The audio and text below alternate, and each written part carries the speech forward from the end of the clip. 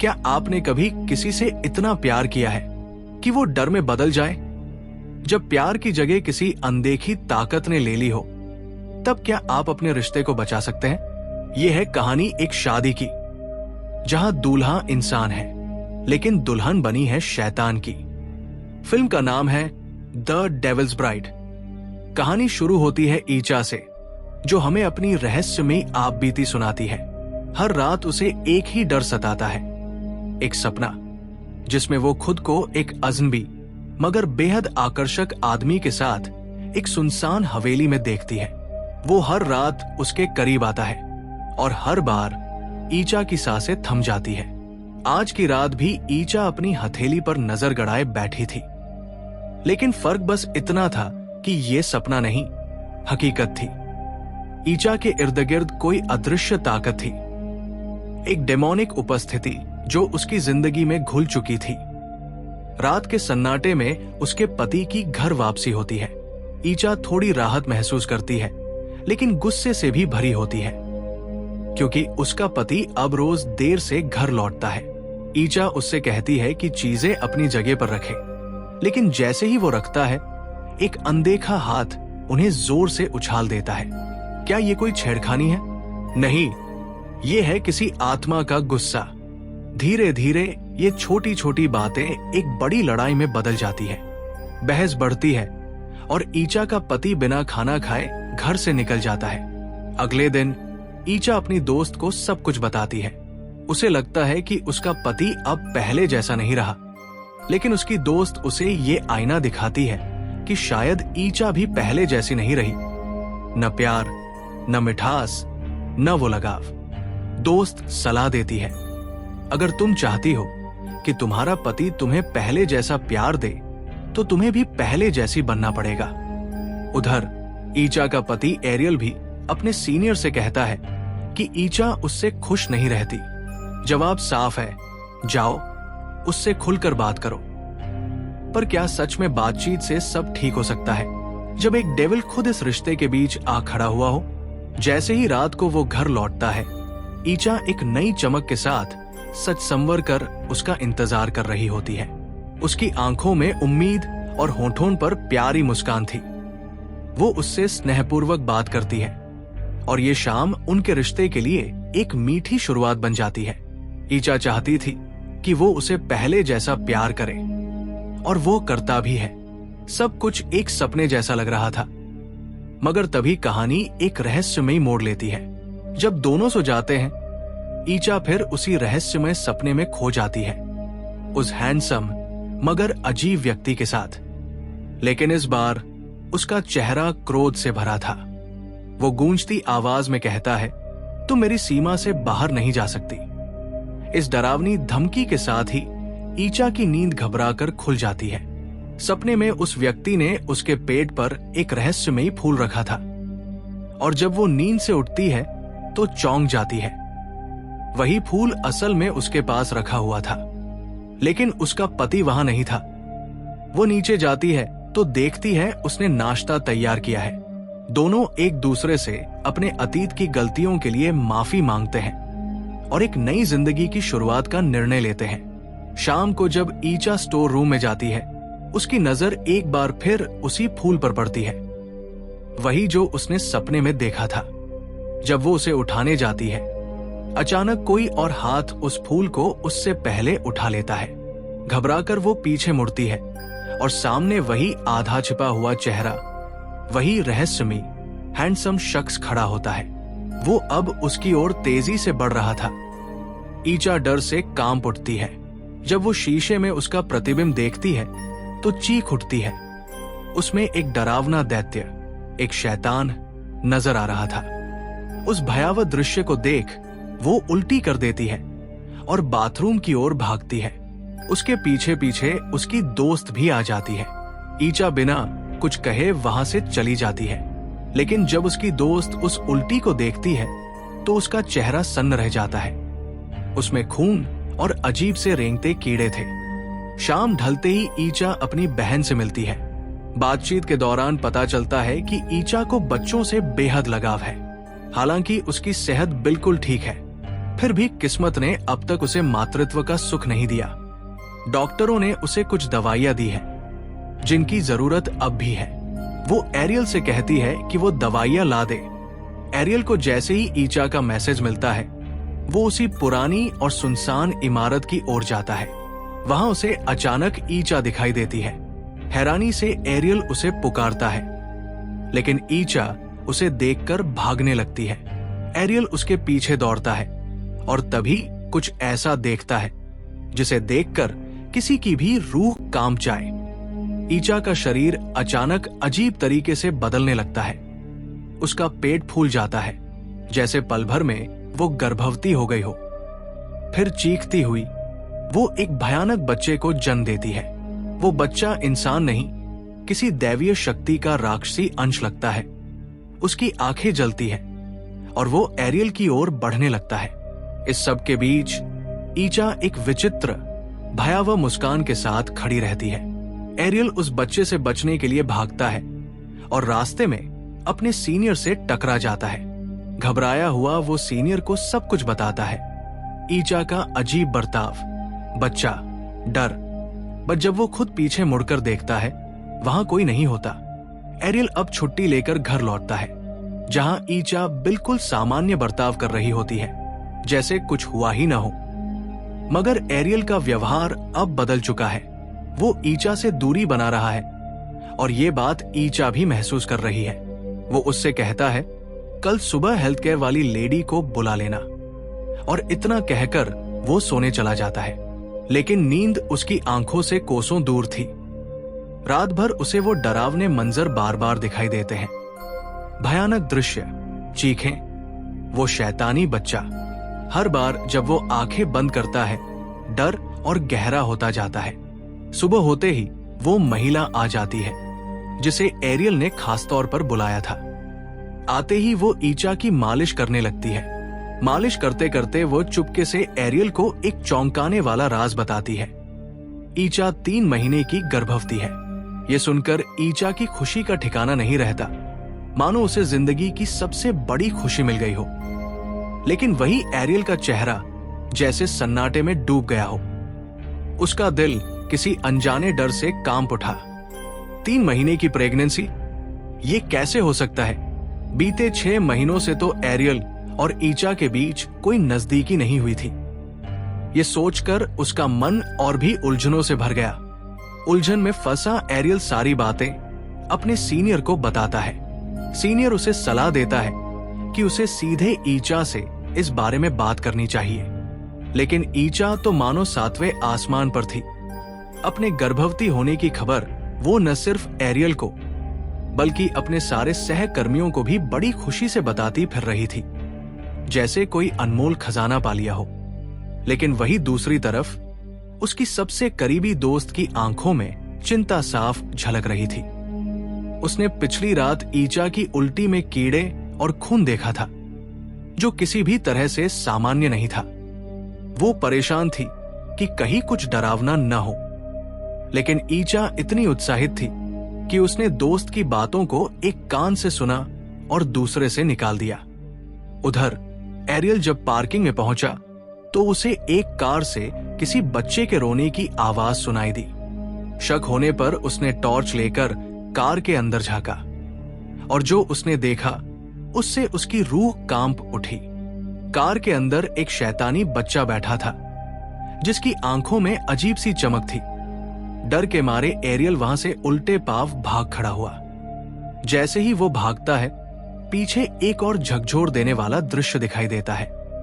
Daemon उस बच्चे को गोद में उठाए खड़ा था। घर पहुंचते ही एरियल को ईचा के व्यवहार पर कुछ अजीब सा शक होने लगता है। शक की आग में जलते हुए वो उसका मोबाइल चेक करता है, जिसमें उसे एक लड़के की चैट की फोटो दिख जाती है। जब वो इस बारे में सवाल करता है तो ईचा कहती है, ये तो मेरा बचपन का दोस्त है। हाल ही में उसका अपनी पत्नी से झगड़ा हुआ था, बस उसी ने मुझसे बात की थी।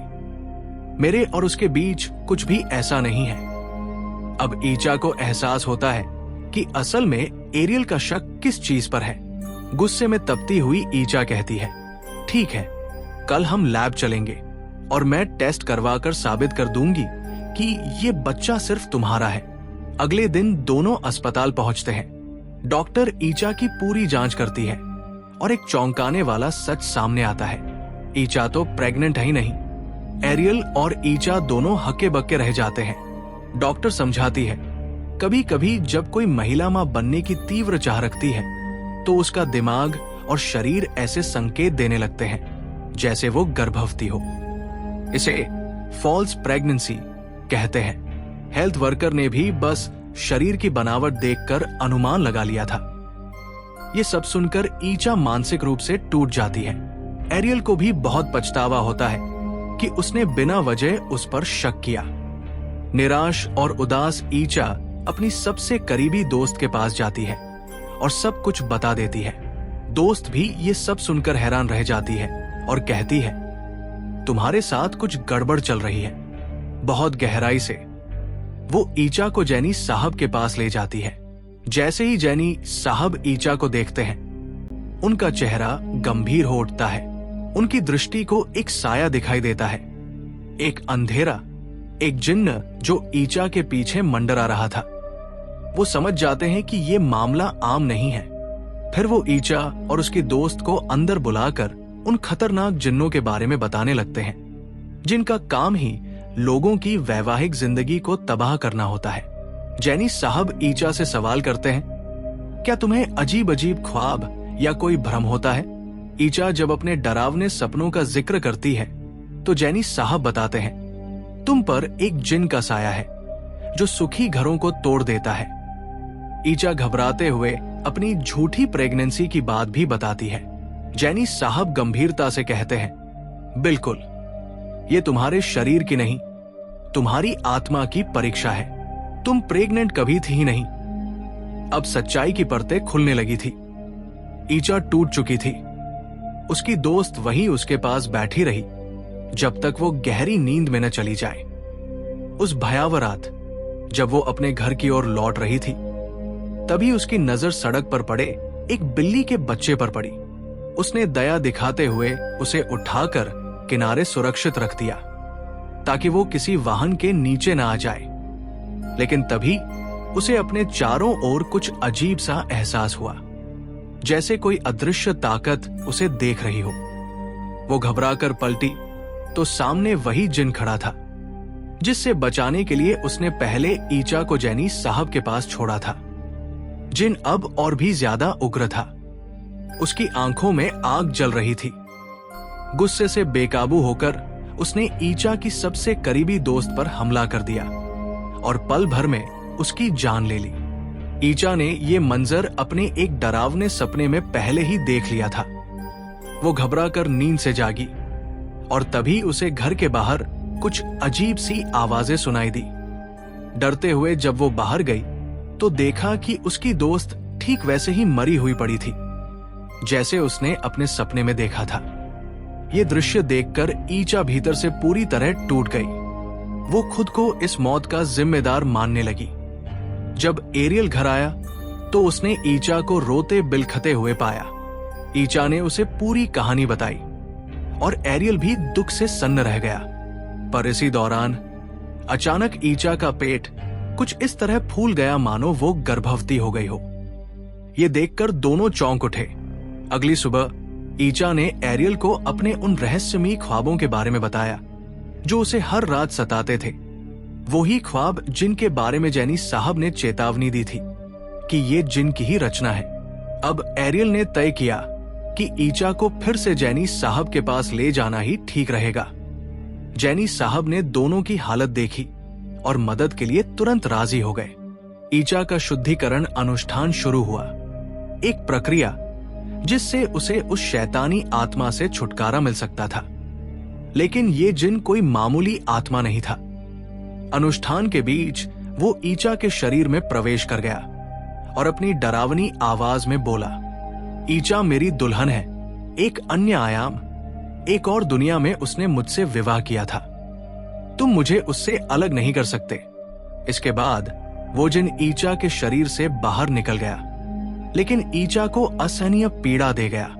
जैनी साहब ने बताया कि ये जिन ऐसे प्रेमी युगलों की जिंदगी बर्बाद करता है जो किसी पूर्व जन्म या किसी और आयाम में इसके जाल में फंसे हों। इससे मुक्ति पाने के लिए उन्होंने कुछ विशेष मंत्र और वचन दिए जिन्हें ईचा और एरियल को डेली पढ़ना होगा, तभी ये दुष्ट आत्मा हमेशा के लिए दूर जा सकेगी। ये दोनों, एरियल और ईचा, लगातार 14 दिनों तक उस रहस्यमय किताब के शब्दों को पढ़ते रहते हैं और चमत्कारी रूप से उनकी जिंदगी पहले से कहीं ज्यादा सामान्य और स्थिर हो जाती है। इतना ही नहीं, उन शब्दों को पढ़ने के बाद ईचा को पहले जैसी अजीब चीजें महसूस होना भी बंद हो जाती है। लेकिन एक दिन एरियल बताता है कि उसे एक जरूरी काम से शहर से बाहर जाना पड़ेगा। वो ईचा को इस हालत में अकेला छोड़ना नहीं चाहता, पर यह काम इतना बड़ा है कि उससे मिलने वाली रकम उनकी सारी आर्थिक परेशानियों को हमेशा के लिए खत्म कर सकती है। ईचा समझदारी दिखाते हुए कहती है, तुम्हें जाना चाहिए, मैं अपना ख्याल खुद रख लूंगी। एरियल के जाने के बाद ईचा रोज की तरह वही शब्द पढ़कर सोने चली जाती है। लेकिन उस रात घर में कुछ अजीब और डरावना महसूस होता है। वही मनहूस दिन फिर से लौट आया था और वो दुष्ट आत्मा एरियल की गैर मौजूदगी का फायदा उठाने को तैयार थी। सुबह जब ईचा ऑफिस जाती है तो उसे अपने सभी कर्मचारियों की आंखों में कुछ असामान्य और डरावना नजर आता है। उनकी नजरें लगातार ईचा को घूर रही थी और वो अजीब सी आवाज में बोलने लगे, ईचा, तुम मुझे छोड़कर नहीं जा सकती। ये सुनकर ईचा का दिल डर से कांप उठता है। वो रात में अपनी बहन को अपने घर बुला लेती है। अब तक वो सारी बातें एरियल को फोन पर बता चुकी थी। ये सुनते ही एरियल ईचा की बहन को कॉल करता है और सख्त हिदायत देता है, जो भी हो जाए ईचा को सोने मत देना। पिछली बार भी यही हुआ था, जब उसकी दोस्त उसे सैनी साहब के पास ले गई थी और ईचा के सोते ही जिन ने उसकी दोस्त को मार डाला था। अगर ईचा इस बार भी सो गई तो जिन जरूर हमला करेगा। ईचा की बहन उसे जागे रखने की भरपूर कोशिश करती है, लेकिन बातचीत करते करते ईचा इतनी गहरी नींद में चली जाती है कि बहन की आवाजों और हिलाने का भी उस पर असर नहीं होता। तभी जिन हमला करता है वो सबसे पहले उसकी बहन के कंधे को छूता है और फिर उसे जोर से उठाकर फर्श पर पटक देता है। वो कमरे से बाहर भागती है, लेकिन एक अदृश्य शक्ति उसे उठाकर दीवार पर दे मारती है, जिससे वो बेहोश हो जाती है। कुछ देर बाद ईचा की आंखें खुलती है। उसका पेट एक बार फिर तेज दर्द से भर गया था। दर्द और डर से पागल होकर वो झूमती हुई नीचे जाती है। उसे अपनी बेहोश बहन दिखाई भी नहीं देती, जो सीढ़ियों के पास पड़ी थी। वो एक हैंगर उठाकर अंदर पल रहे उस दैवीय शाप से छुटकारा पाने की कोशिश करती है, लेकिन नाकाम होती है। इसी बीच एरियल वहां पहुंचता है। एरियल ईचा को लेकर सीधा सैनी साहब के पास पहुंचा है। फिर वो एक बड़ा धार्मिक अनुष्ठान आयोजित करते हैं। वहां कई लोग मौजूद हैं जो जोर जोर से प्रार्थनाएं कर रहे हैं। माहौल बहुत ही गंभीर होता है, क्योंकि ये अनुष्ठान किसी आम इंसान के लिए नहीं, बल्कि एक रूह को मुक्त करने के लिए हो रहा होता है। इस बीच ईचा नाम की लड़की अजीबोगरीब सपनों में उलझी होती है। वो सपनों में एक दूसरी दुनिया देखती है, जिन्नों की दुनिया। वहां उसे असली दुनिया की प्रार्थनाएं भी सुनाई देती है और वो चाहती है कि वो उस डरावनी दुनिया से बाहर निकल सके। लेकिन तभी एक खतरनाक जिन उसके सामने आता है और कहता है, तुम मेरी दुनिया से बाहर नहीं जा सकती। डर के मारे ईचा भागने लगती है, लेकिन जिन उसे पकड़ लेता है। जैसे ही जिन उसे जकड़ता है, असली दुनिया में ईचा बुरी तरह से पजेज हो जाती है। उसका शरीर हवा में उठने लगता है, उसकी आंखें लाल और शैतानी हो जाती है और वो डरावनी हंसी हंसने लगती है। प्रार्थनाएं अब और तेज हो जाती है। जिनको दर्द होने लगता है और वो ईचा पर अपना नियंत्रण खोने लगता है। तभी ईचा का बिस्तर जमीन पर आ गिरता है और उसे एक रहस्यमयी आवाज सुनाई देती है, एरियल की, जो उसे कहता है, मुझे तुम्हारी जरूरत है, वापस आ जाओ मेरी दुनिया में। लेकिन ईचा अब तैयार है लड़ने के लिए। वो जिन्नों की दुनिया में भी प्रार्थना पढ़ने लगती है। उसकी हिम्मत और लोगों की आस्था मिलकर जिन की दुनिया को तोड़ने लगती है। अंत में सैनी साहब की प्रार्थनाएं काम कर जाती है और ईचा उस जिन्न की कैद से आजाद हो जाती है। उसका परिवार खुशी से झूम उठता है। 6 साल बाद ईचा की जिंदगी अब सामान्य हो चुकी है। उसके 2 प्यारे बच्चे हैं और बहन का प्यार भी साथ है। लेकिन कहानी यही खत्म नहीं होती। एक दिन जब ईचा की बहन बच्चों को लेने बाहर जाती है, उसे एक अजनबी दिखता है। वही जिन अब इंसानी शक्ल में उसका डरावना चेहरा बताता है कि वो गया तो है, लेकिन पूरी तरह गया नहीं। और आखिर में फिल्म एक झटका देती है। हमें उस असली लड़की का इंटरव्यू दिखाया जाता है जिसकी सच्ची कहानी पर यह फिल्म आधारित है। इस फिल्म से हमें ये सीख मिलती है, अगर आत्मा मजबूत हो तो सबसे खतरनाक बुराई भी हार मान जाती है।